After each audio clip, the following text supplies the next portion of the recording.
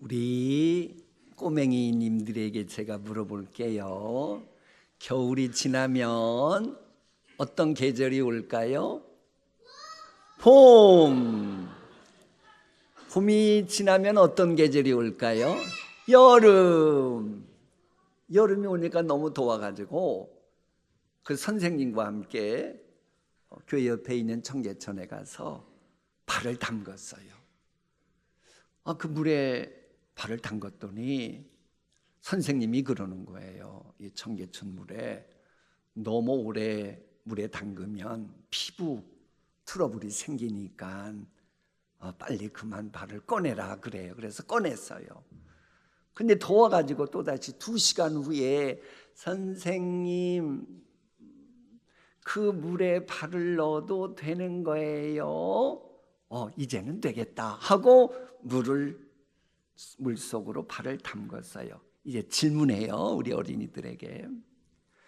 2시간 전에 그곳에서 발을 담궜을 때 그 물하고 2시간이 지났을 때에 똑같은 장소에서 발을 담근 그 물하고 같은 물이에요? 다른 물이에요?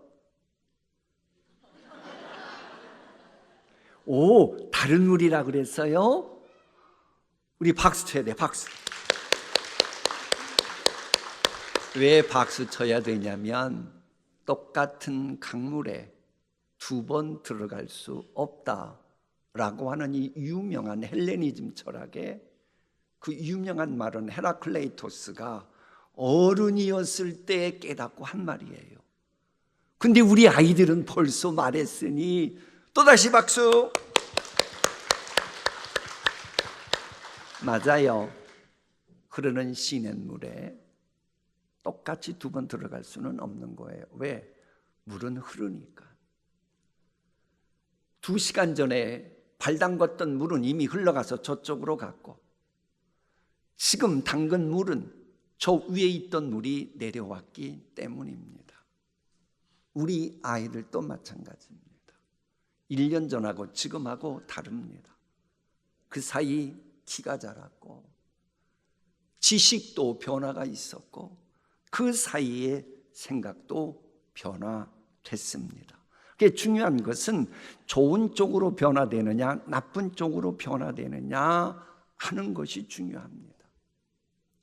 그런데 성경은 말하기를 우리 인간에게는 죄성이 욕심이라는 것이 있어서 저절로 내비놔두면 방치하면 나쁜 쪽으로 변화된다고 말합니다. 그래서 우리 아이들이 이렇게 어른들과 함께 주일날 예수님의 이름으로 기도하고 예수님의 말씀을 배우고 예수님께 예배하고 이러는 것은 좋은 쪽으로 변화되는 것이기에 얼마나 잘하는 일인지 몰라요. 학교 공부도 중요하지만 영원토록 모든 것을 결정하는 예수님의 말씀 안에서 변화되어 가고 있기 때문에 우리 아이들은요, 이렇게 예수님 말씀으로 변화되는 우리 아이들은 마치 병들지 않은 나무가 쭉쭉 뻗어가면서 든든해지는 것처럼 우리 아이들도 그리 될 줄 믿습니다.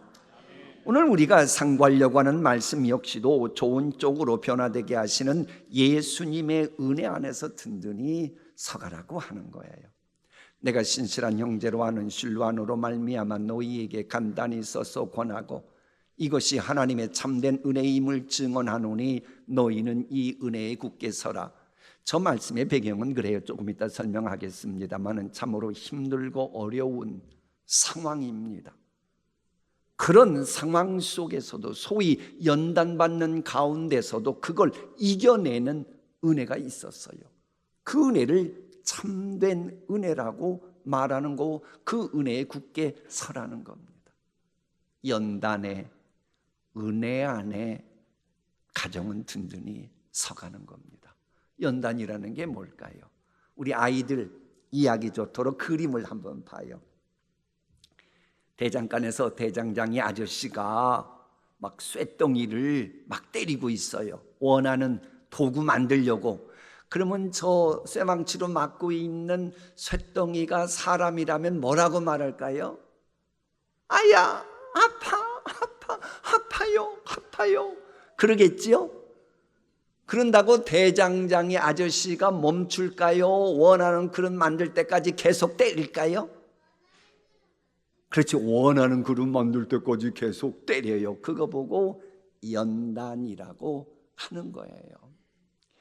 27년 전에 흥민이라고 하는 아이가 있었어요.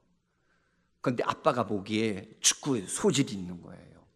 그래서 7살 된 꼬맹이를 축구 선수 만들겠다고 막 호된 훈련시켜요.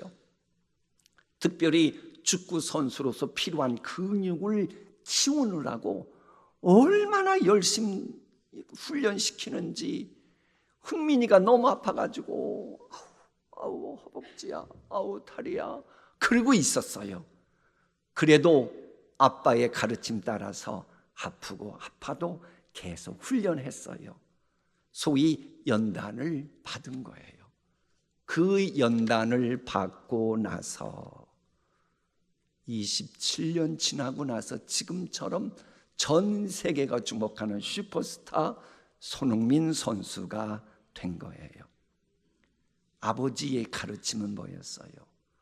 근육이 아프다 그래도, 여러분, 이 바디빌더가 이렇게 근육을 키울 때에 키우는 과정의 근육이 아플까요? 안 아플까요? 아파도 참아야 되는 거예요. 누가 말했어요? 어휴, 잘하시네. 아파도 참아야 근육이 강해지고 힘이 세지는 거예요. 그 축구 선수도 아픈 근육이 있어도 참고 운동을 하고 연단을 했기 때문에 훌륭한 선수가 될 수 있었어요. 오늘 본문에 기록될 당시가 그랬어요. 예수님 당시에는요, 이 본문 말씀이 기록될 당시에는 예수 믿는다 그러면 왕따 당했어요. 왕따. 그리고 로마 황제 숭배하지 않는다고 로마 정부 당국이 나서 가지고 세무조사한다, 혹은 뭐 생업을 하면 무슨 위생의 문제가 있냐 없냐, 없는 문제까지 꺼투리 잡아가지고 일을 만들어서라도 얼마나 괴롭혔는지 먹고 사는 것조차 너무 힘들게 했어요. 그러면서 결국은 뭐냐, 예수 안 믿는다 그러면 되는데 왜 그러냐고. 그러니까는 믿음이 약한 사람들은 야, 하나님이 살아계시다면서 어떻게 이런 일 내가 당해야 되나 하고, 나 이러다가 정말 교회 안 갈까 보다 하면서 교회 갈까 말까 갈팡질팡 했었어요. 바로 그럴 때에 베드로가 신실한 형제로 알려진 실와노에게 당신 글 잘 쓰지, 그때 당시는 인터넷도 없고 종이도 없었을 때니까 하나님의 말씀을 간단히 좀 써. 그러니까는 대충 쓰라는 말이 아니고 말씀의 핵심만 요약해서 그들에게 전달해 주라 그런 거예요. 그러자 핍박당하던 그들이 먼 훗날 하나님께서 주시는 그 영광스러운 미래를 바라보면서 유혹을 이기고 훌륭한 영광스러운 신앙인이 되게 했어요. 그게 바로 그렇게 만든 은혜니 참된 은혜다. 그 은혜 안에 굳게 서라고 한 거예요.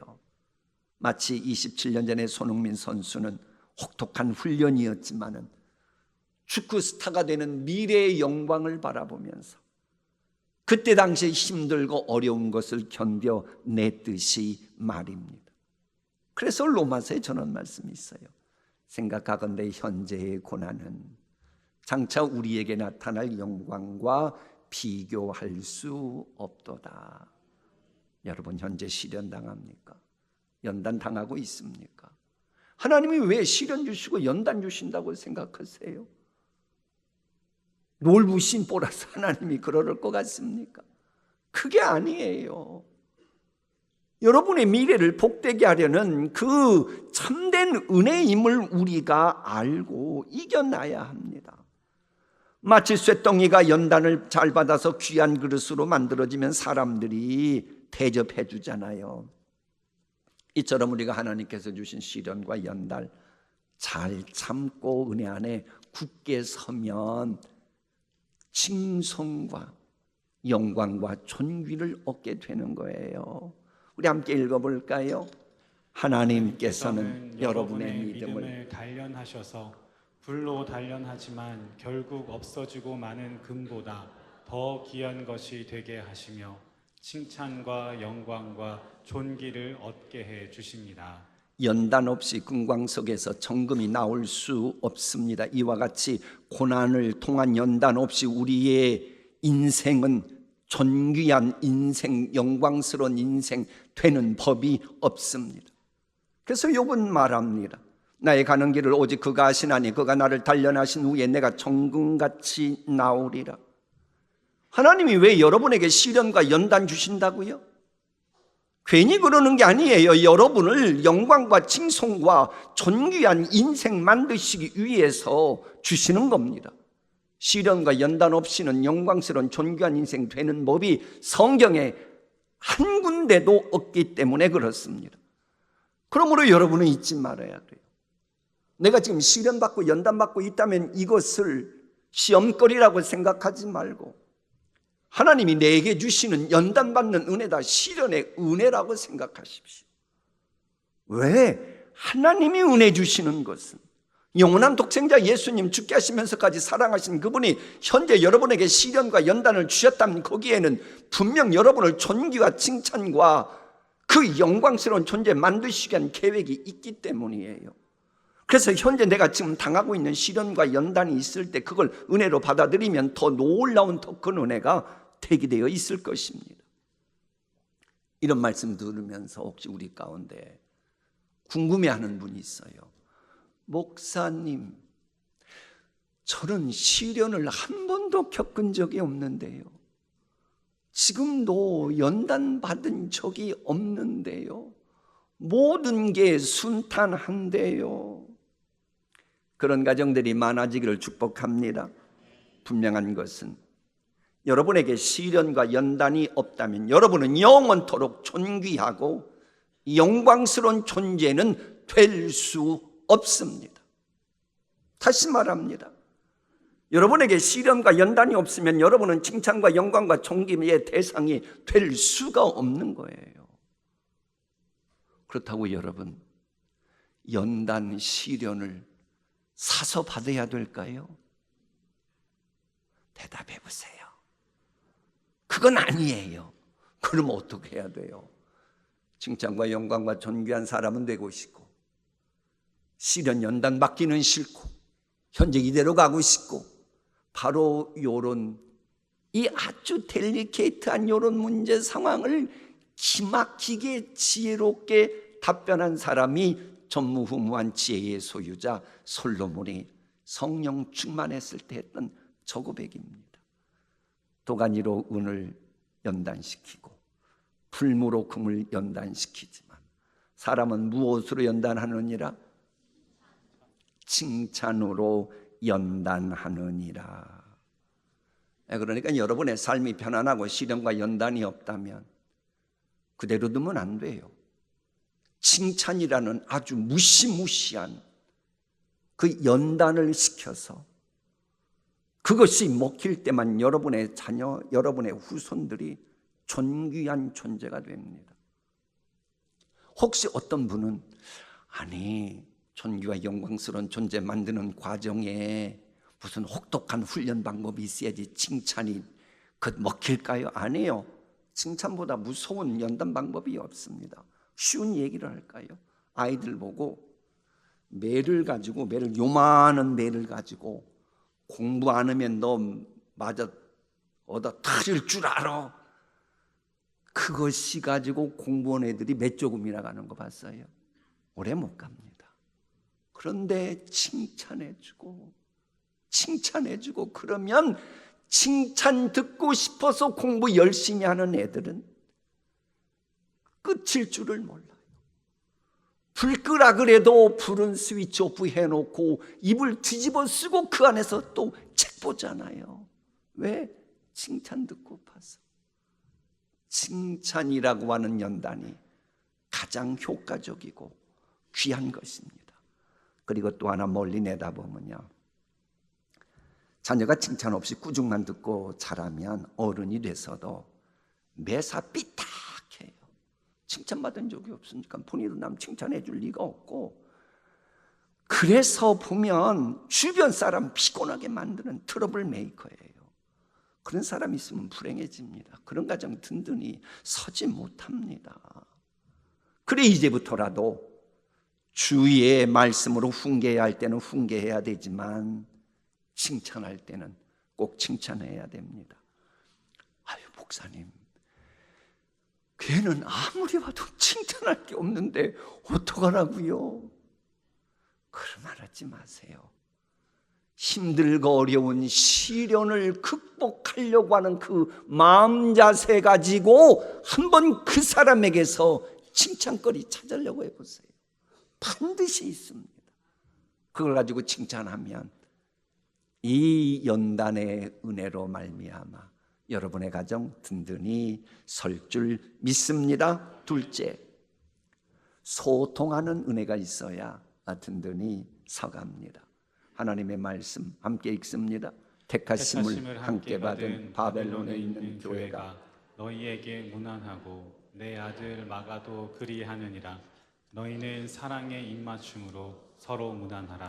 아멘. 저기 나오는 바벨론은 흔히 세상적인 바로 그런 모습을 은유적으로 표현하는 거예요. 그러니까 세상 유행 풍조가 난무하는 그런 가운데 세워진 택한 자들의 무리인 교회, 그 교인들에게 말하기를 서로 문안하며 소통하라는 겁니다. 아마 이번 명절에 만나는 여러분들도 그렇고 많은 분들은 인사는 하고 나서 같은 방에 있으면서도 어쩌면 방 밖으로 나가서 휴대폰 붙들고 있는 분들이 더 많이 있을 겁니다. 얼마 전에 있었던 실화입니다. 우리나라 청년이 자살을 시도해서 수도권에 있는 어느 병원의 응급실에 실려갔습니다. 알아봤더니 이 젊은이는 이 우울증 증세가 있었고 답답한 심경을 챗GPT에게 상담을 했습니다. 그랬더니 1분도 안 돼서 답이 나오는 겁니다. 그것도 심리학 용어, 그리고는 정신의학 전문 용어까지 통연해서 답을 주는데 1분도 안 걸려요. 챗GPT가 답 오는데 1분 걸려요? 안 걸려요? 특별한 거 아니면 1분도 안 걸려요. 그러니 기다릴 필요가 있다 없다? 기다릴 필요도 없고 너무 속 시원한 거예요. 그래서 그만 그쪽으로 빠져드는 거예요. 왜? 기다릴 필요도 없이 답을 주니까. 근데 어느 날 자기 심정을 얘기했더니 자살하라는 겁니다. 그래서 자살 시도했다는 거예요. 여러분, 이것은 지금 전 세계가 계속 보고하고 있는 상황입니다. 이 챗GPT 그것 때문에 자살하는 사람들이 늘어가고 있다잖아요. 여러분, 인터넷에도 자살 사이트 있다고 하잖아요. 얼굴과 얼굴을 대면하며 상담할 때 상담가가 너 자살하라고 그러겠어요? 안 합니다. 정상적인 사람은 못 합니다. 아니, 내 수십 년 동안 마음속에 응어리진 것을 어떻게 불과 1분 안에 다 답을 낼 수 있다는 말입니까? 요즘 내용이 그런 겁니다. 지금 젊은이들 가운데 특히 10대는요, 부모나 선생님이나 친구보다도 챗GPT를 더 의존하고 그러면서 자살 충동 및 정신과 질환이 심화되어 가고 있다고 이 통계를 낸 전문가들이 말한 것을 그대로 보도했더라니까요. 이제 묻습니다. 과연 여러분의 이번 명절 만날 때에, 아니 지금까지 지내오면서 사랑하는 가족들과 소통하는 시간이 더 많았습니까? 아니면 휴대폰 붙들고 있는 시간이 더 많았습니까? 우리 인간에게 복을 주시는 하나님께서는 분명히 여러분에게 복을 주시기 위한 모든 것 다 예배해 놓으시고 축복의 통로로 사람들을 준비해 놓으신 겁니다. 그런데 사람들과 소통하기는 거부하고 휴대폰이 여러분에게 복 주겠습니까? 휴대폰이 여러분의 문제를 근본적으로 해결할 것 같습니까? 그런데 왜 하나님이 그렇게도 권하는 사람과의 만남은, 소통은 우습게 여기고 휴대폰을 더 많이 붙들고 있는 것입니까? 결국 그들에게는 인생살이의 모퉁이 돌이 하나님이 아니고 예수님도 아니고 챗 GPT였던 것입니다. 분명히 기독교인들의 모퉁이 돌이신 예수님은 이번 명절부터 여러분이 휴대폰이나 혹은 챗 GPT 그런 거보다 하나님과 더 많이 소통하고 가족과 더 많이 소통하라고 말씀합니다. 그래서 본문에 보니 교회가 너희에게 무난하고 아들 마가도 무난하느니라. 너희는 사랑에 무엇으로? 휴대폰 통해 가지고 입 맞출 수 있어요, 없어요? 그건 영화에서나 나오는 이야기도 어떻게 입 맞춰요? 그렇다고 또 지나가는 사람 입 맞추면 경찰서 끌려가고 그런 얘기가 아니고 얼굴과 얼굴을 대하면서 소통하라고 하는 겁니다. 여러분, 촌수가 없는 부부 사이에도 소통해야 합니다. 뭐 부부간에, 부모 자식간에, 형제지간에 언제부턴가 껄끄럽다. 언제부터인 줄 아세요? 무엇 때문인 줄 아세요? 소통이 끊어지기 시작했을 때부터입니다. 아니라고, 너무 먹고 살기 힘들다고. 아니, 먹고 살기 힘들다고 그래서 더 부부가 소통해서 더 조강지처가 돼가지고 그런 사람들이 얼마나 많은데요. 소통의 문제인 것입니다. 그래 초대교회 사도들이 이걸 알고 사도신경을 통해서 성도가 서로 교통하는 것을 믿사오며, 여러분, 의사소통은 깊고 활발해질수록 만복의 근원 대신 하나님께서 마음껏 역사하시는 축복의 통로가 되는 겁니다. 아이들이 친구와의 사귐을 통해서 배우고 성장하듯이 그리스도인은 성도의 교제를 통해서 얻는 게 많은 거예요. 그래서 저 말씀 보면 택하심을 받은 사람들의 이 교제의 폭이 얼마나 높습니까? 물론 이 성도 간의 교제라고 하는 것은 예수님 안에서 하는 거예요. 예수님은 영광의 소망이십니다. 그러므로 예수 안에서 이 소통하라고 하는 것은 상대방에게 있는 희망을 보면서 소통하라는 메시지가 강한 거예요. 이걸 깨달았던 분의 글을 소개합니다. 내 손에 펜이 한 자루 있다면, 아이고, 나는 내 손에 펜이 한 자루밖에 없어. 투덜대지 말고 그것이 희망인 줄 알았다는 거예요. 왜? 그 펜으로 글을 쓸 수 있고 그림도 그릴 수 있고 편지도 쓸 수 있고 사랑하는 사람에게 축복의 위로의 말 쓸 수 있으니까. 여러분, 입이 있으시죠? 말씀 한마디 얼마든지 하실 수 있죠. 내 입에 따뜻한 말 한마디 담겨 있다면 그것은 희망입니다. 그 말로 남을 위로할 수 있고 격려할 수 있고 기쁘게 할 수 있으니까요. 또 여러분에게 코가 있지요. 내 코가 향기를 맡을 수 있다면 그것은 희망입니다. 은은한 꽃향기와 군침 도는 사랑하는 아내 혹은 사랑하는 엄마 아빠가 만든 음식, 구정 음식 냄새와 사랑하는 이의 채취를 느낄 수 있으니까요. 내 가슴에 사랑 하나 있다면 그것은 희망입니다. 마음 가득 사랑이 있다면 기쁨과 행복한 세상일 테니까요. 이번 명절에 만나는 가족들, 우리 예수님의 마음으로 바라보세요. 소망이 있습니다. 축복의 통로입니다. 이걸 알고 휴대폰부터 불려 그러지 말고 괜히 아는 체 하려고 알지도 못하면서 인공 챗GPT한테 물어봐가지고 이게 뭐냐 그래가지고는 전문가인 척 하지 말고 그저 축복의 통로답게 소통할 때 여러분의 가정 든든히 서갑니다. 셋째, 평강의 은혜 안에 있을 때 가정은 든든히 서갑니다. 그리스도 안에 있는 너희 모든 이에게 평강이 있을지어다. 여러분이 베드로전서 1장, 2장, 3장, 4장, 5장인데요. 베드로전서 1장 첫 문장이 우리나라 성경은 1절, 2절로 있습니다만 본래는 한 문장입니다. NIV 성경은 한 문장으로 처리해요. 거기서도 평강을 강조하고 베드로전서 맨 마지막도 평강을 말합니다. 내가 시련 겪어도 평강이 필요하고, 사실 아무리 평탄해도 사람은 계속해서 평화를 원합니다. 가정도 평안해야지요. 그래 이 솔로몬이 그 정신 똑바로 차렸을 때 백성들의 형편을 살펴보면서 행복한 가정은 어떤 가정인가를 발견합니다. 그게 뭐냐? 육선이 집에 가득하고도, 즉 고기와 생선이 집에 가득 쌓이고도 다투는 것보다는 그게 좀 부족해도 서로 화목하는 것이 낫다라고 하는, 그 가정이 복된 가정이라고 하는 그런 얘기였습니다. 물론 먹고 살기 힘들면 시끄러운 소리가 일어나요. 뭐 그런 경우도 있습니다. 그러다 보니 우리 가정 그렇게 할 수 없어서 내가 돈을 벌고 출세해야겠으니 가족들 좀 희생하라고. 그래서 이제 돈도 모으는 것 같고 출세한 것 같은데, 그래서 시끄러운 소리는 안 나는 것 같고 고요한 것 같은데 차가운 고요함이에요. 마음 뜨겁게 하는 평강이 없는 거예요. 왜 그런 줄 아세요? 평강은 하나님이 주셔야 되는 겁니다. 그래 이 진리를 잘 압축시킨 말씀이 다윗의 고백에 나와요. 내 심령으로 고요하고 평온케 하기를 젖된 아이가 그 어미의 품에 있음 같게 하였나니.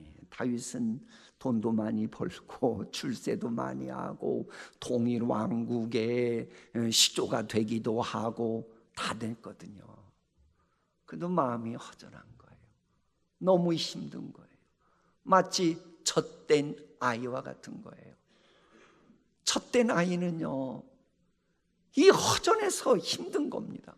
그럴 때 허전함 달래는 건 뭐예요? 다시 엄마 품에 있는 거예요. 우리 인간이 그런 겁니다. 우리 인간을 창조하신 하나님 품 안에 있을 때만 평안 얻을 수 있는 겁니다. 그런데 문제는 창조주 하나님은 아무나 품에 안아주시질 않아요. 죄인은 품에 안아주시는 법이 없습니다. 그래서 이 성경은 죄와 허물을 담당하신 예수님 안에 있을 때 평안을 누린다고 말하는 거예요. 오늘 본문 말씀 마지막 절이 그걸 하잖아요. 그리스도 안에 있는 너희 모든 이에게 평강이 있을지어다. 내가 그렇게도 원하는 것을 손에 쥐었는데 왠지 모르게 찜찜하다, 꺼림칙하다 하는 분이 있고, 우리 가정이 그렇게 원하는 거 드디어 품에 안긴 것 같은데 왠지 모르게 불안하다 하는 분이 있잖아요. 그건 복이 아니죠. 그 수고하고 노력하고 애쓴 것들이 평강까지 임해야 그게 진정한 복이에요. 그래서 예수 그리스도 안에서 내가 그것들을 소유하고 갖게 되면 이 모든 것 다스리시는 분이 하나님이시라고 하는 것을 알게 되면 이 모든 것은 평강을 누리게 되는 거예요. 그래 여러분이 평강을 계속 누리려고 그러면 어떡하냐? 그게 바로 이사야서에 나와요. 주께서 심지가 견고한 자를 평강에서 평강으로 지키시리니. 너무 좋지요? 평강에서 평강으로 지킨다. 그럼 심지가 견고한 자는 누굴 말합니까? 이는 그가 주를 신뢰함이니이다. 여호와를 신뢰하라. 영원히 여호와를 신뢰하라. 주 여호와는 영원한 반석이심이로다. 우리가 모퉁이 돌 반석이신 예수님을 끝까지 신뢰할 때 평강의 평강을 누리는 은혜가 임해요. 그래서 예수님이 하시는 말씀이 평안을 너희에게 끼치노니 곧 나의 평안을, 세상 그 누구도 빼앗아갈 수 없는 평안을 너희에게 주노라 말씀하시는 거예요. 자, 마무리하겠습니다. 우리가 부르는 찬송가 204장을 보면 이 은혜의 반석 위에 세운 가정이라면 세상 유행 풍조의 홍수가 밀려와도 무너지지 않습니다. 그런데 참된 은혜가 없는 모래 위에 세워진 가정이라면 인간의 힘으로 감당할 수 없는 홍수가 밀려올 때 무너집니다.